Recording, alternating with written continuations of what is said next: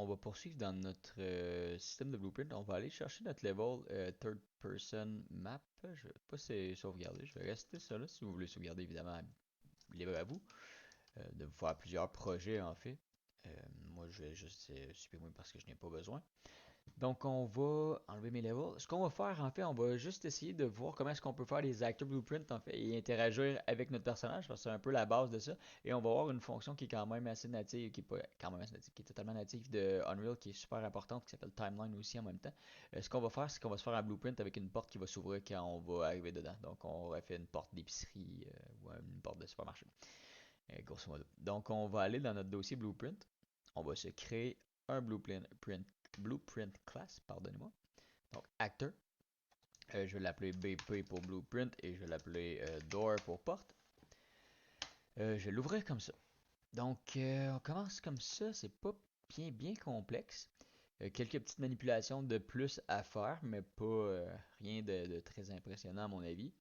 On peut laisser le default scene root, on l'a vu la dernière fois, ça c'est tout est beau, tout est normal.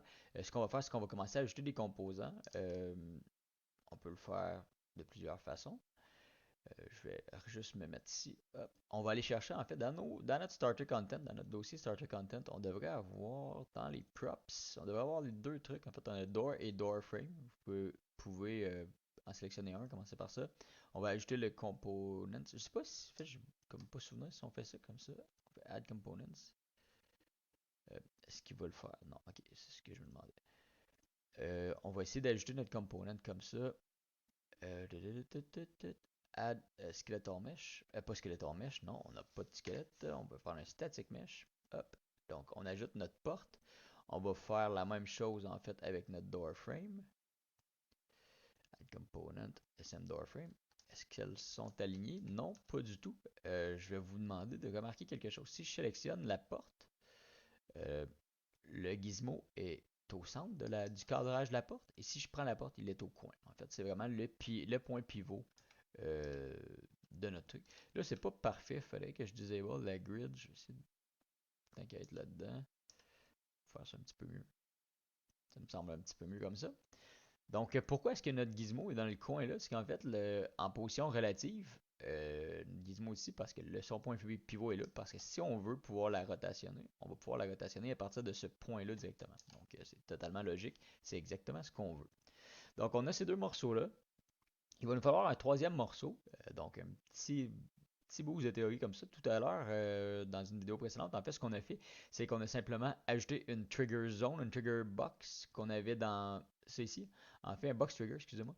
On va refaire la même chose, mais avec une petite définition différente, en fait, qui va s'appeler le box collider, en fait, le box collision. C'est la même chose dans ce qui vous concerne, en fait. C'est qu'un un collider, donc une zone de collision, c'est simplement pour détecter si on a une personne à l'intérieur. Donc, généralement, une collision, au niveau sémantique, on va dire que la collision va repousser le joueur. Tandis que le trigger va le rester à l'intérieur. Donc, mais on va reprendre la même mécanique en fait pour le faire. Donc, on va ajouter ça, on va regarder, voir box, ce qu'on a là-dedans, box. Et vous avez un box collision. Donc, c'est ce qu'on va utiliser. Et on va essayer de se faire une zone dans laquelle on va vouloir que notre joueur puisse passer et que la porte s'ouvre automatiquement. Donc je l'allonge à peu près, ça n'a pas besoin d'être parfait de toute évidence. Je vais l'agrandir pour qu'évidemment elle l'ouvre, mais quand il approche et non 2 semaines après. Donc on va placer ça comme ça. Vous voyez, ça fonctionne plutôt bien, on est content.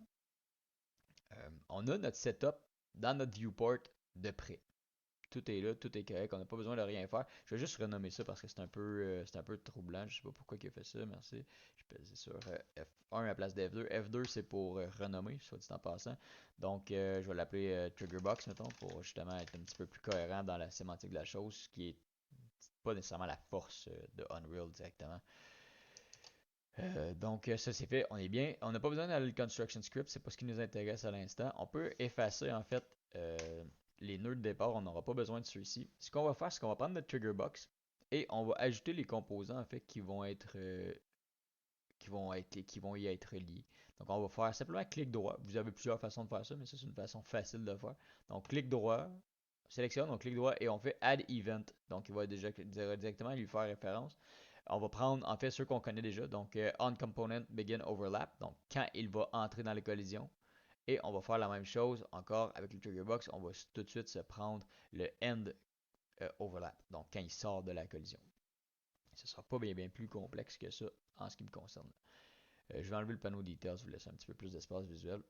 Le script qu'on va faire, le blueprint qu'on va faire est pas très complexe, mais un petit peu différent quand même de ce qu'on a vu parce qu'on a une fonction qui est un petit peu plus avancée, mais qui va être très utile, vous allez la voir souvent, donc rappelez-vous-en. À toutes les fois qu'on a besoin de jouer avec du temps ou qu'on veut que quelque chose se fasse de façon graduelle, ce qu'on va faire, c'est qu'on va utiliser une fonction qui va s'appeler timeline, add timeline. Donc on va ajouter ça comme ça ici. Vous voyez une petite couleur différente, elle est jaune. Ce qu'on va appeler personnellement, moi, quand j'appelle les timelines, généralement, ce que je veux, c'est des clocks. Donc, je veux savoir le temps qui va se passer à travers ça. Et on va aller jouer à l'intérieur de celle-ci. Il y a certaines fonctions qui vont avoir des utilités à aller jouer dedans. Et comment est-ce qu'on fait ça? On va double-cliquer. Donc, on va dire, OK, quand tu commences ta collision avec notre personnage ou n'importe quoi qui va entrer en collision avec, ce qui est peut-être un problème, mais pour l'instant, c'est correct, on va vouloir qu'il commence, qu'il lance cette clock-là, donc ce timer-là. Le timer va faire quoi? On va double-cliquer dessus. Regardez, vous avez euh, nouvelle possibilité en fait euh, que vous n'aviez pas vu avant. Vous avez une nouvelle fenêtre qui s'est allumée. Ce qu'on va faire en fait, c'est qu'on va ajouter une float track. Donc nous, on va aller gérer juste une rotation sur l'axe des Z. Donc on n'a pas besoin d'avoir un vecteur 3 ou quelconque autre, autre courbe. On a juste besoin d'une courbe simple. Donc on va utiliser la float ici. Donc vous voyez ça, c'est une timeline comme vous l'avez probablement vu dans plusieurs logiciels, ça se ressemble beaucoup. Nous, ce qu'on va faire, c'est qu'on va simplement la rapetisser un petit peu parce que ça, c'est la longueur de notre timer. En ce qui me concerne, 5 secondes, c'est un peu long pour ouvrir une porte. Je vais simplement lui mettre une seconde. Je crois que ça va être bien suffisant. Vous voyez, ça s'est rapetissé un petit peu. Il y a toujours ces boutons-là ici pour stretcher si vous avez besoin. Vous allez le voir, on va le travailler ensemble. Vous allez voir ce que ça fait. Surtout si on le fait pas. En fait, je peux-tu le backtracker? Ouais, je vais le recommencer juste pour par le plaisir.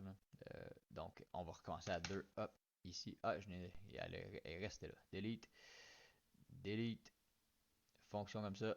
OK. Donc, on peut l'appeler justement ouverture ou rotation de la porte. Door rotation. Hop. Et on va lui remettre ça. Donc, on a dit une seconde ici. Vous pouvez essayer, vous pouvez expérimenter avec les délais, ça c'est comme ça vous plaît. Donc pour ajouter un keyframe dans notre timeline, ce qu'on va faire, c'est qu'on peut faire add key to curve 3 ou on peut juste faire shift. On va en faire deux tout simplement n'importe où, on s'en fout un peu en vrai. On va aller les mettre mécaniquement. Là. Donc là, je suis à -2, ça fait pas de sens. Donc je vais commencer exactement à la ligne 0. Donc vous voyez, vous avez un axe des Z, l'axe des Y, l'axe des Z, l'axe des abscisses, l'axe des ordonnées. Vous avez simplement à les gérer. Donc le temps, on va le commencer à 0, évidemment, pour que ce soit un petit peu cohérent. Et après ça, la valeur qu'on va vouloir lui donner à 0 sera aussi 0. Donc ça va être 0 sur l'axe des X, 0 sur l'axe des Y. Donc, ça c'est fait. La deuxième, en fait, ce qu'on va faire, c'est qu'on va aller justement à 1 seconde, donc à la fin de notre animation, de notre timer, dans ce qui nous concerne là, c'est plus précis de dire un timer, et on va lui dire, on veut que tu rotationnes jusqu'à 90 degrés. Donc, vous allez voir, en fait, c'est que la courbe est un peu étrange, là, un peu intense. Ce qu'on va faire, c'est qu'on va stretcher ça et on va avoir une courbe qui est un petit peu plus intéressante à visualiser.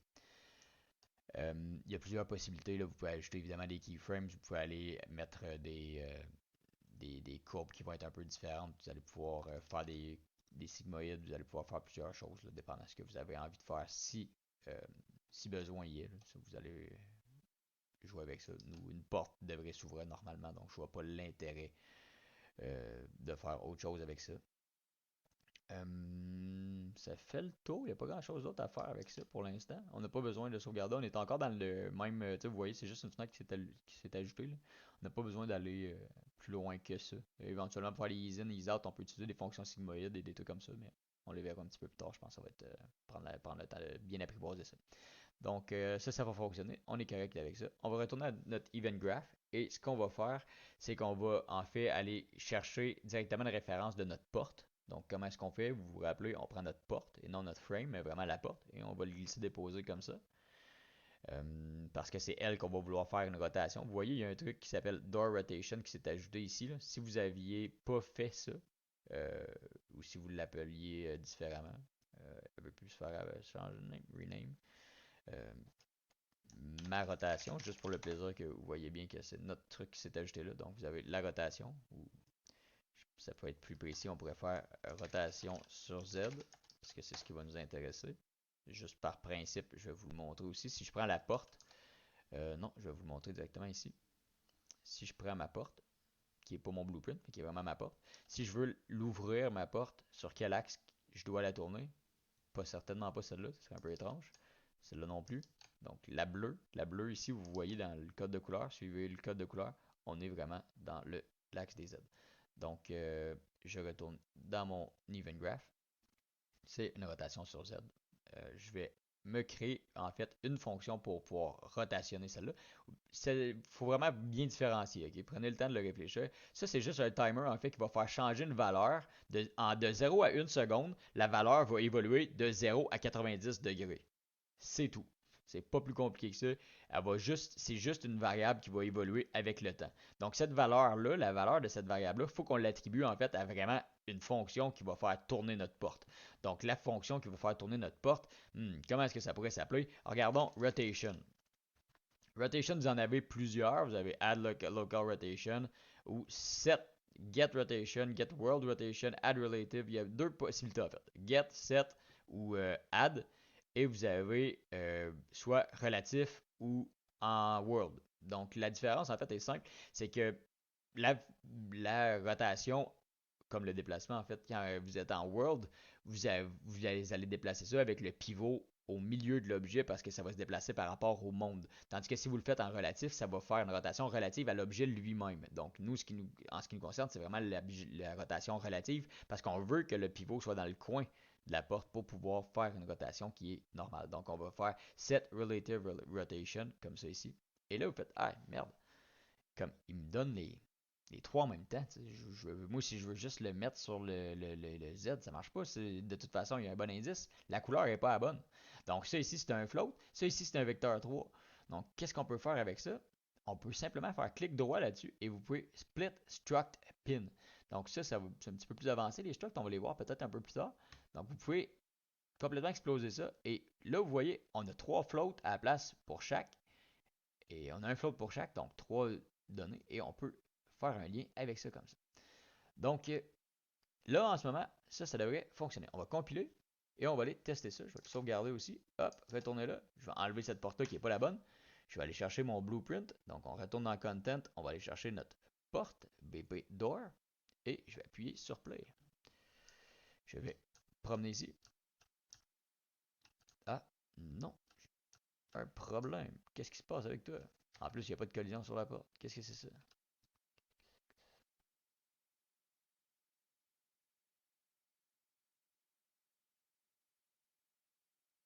Ah oui, excusez-moi. J'ai un petit blanc de mémoire, un peu nono, excusez. Parce que s'il n'y a pas de lien entre les deux, de toute évidence, ça ne marchera pas. Donc on continue notre lien comme ça. Mon Dieu, excusez-moi, je suis un peu perdu. Et voilà, play. Hop, j'ouvre ma porte. Et voilà. Donc là, je sors, qu'est-ce qui se passe? Rien pantoute. Pourquoi? Ben parce qu'on n'a pas de condition de sortie. Donc ce qu'on va faire, c'est qu'on va retourner dans notre blueprint. Et ce qu'on peut faire, c'est quoi? C'est simple. En fait, on va simplement prendre notre end overlap, donc quand on sort de la collision, et on peut faire quoi? On peut faire reverse. Donc, il va faire simplement parcourir la courbe, mais de l'autre côté. Donc, lui, à la place de faire 1, 2, 3, il va faire 1, 2, 3. Donc, il va ramener vers là. Évidemment, lui, il peut pas, mais il va le faire de façon inverse. Donc, il va aller ressortir, lui, avant. Donc, c'est plutôt utile dans l'exemple qui nous concerne. Hop, et voilà, on ouvre la porte, on rentre et on ferme la porte. Le problème, c'est qu'on n'a pas de collision encore sur la porte. Ça, c'est un autre problème pour un petit peu plus tard. On pourrait en ajouter sans problème aussi dans notre système directement. Donc, je ne vais pas aller plus loin que ça. Pour l'instant, je vais vous laisser ça 15 minutes la vidéo, c'est assez long.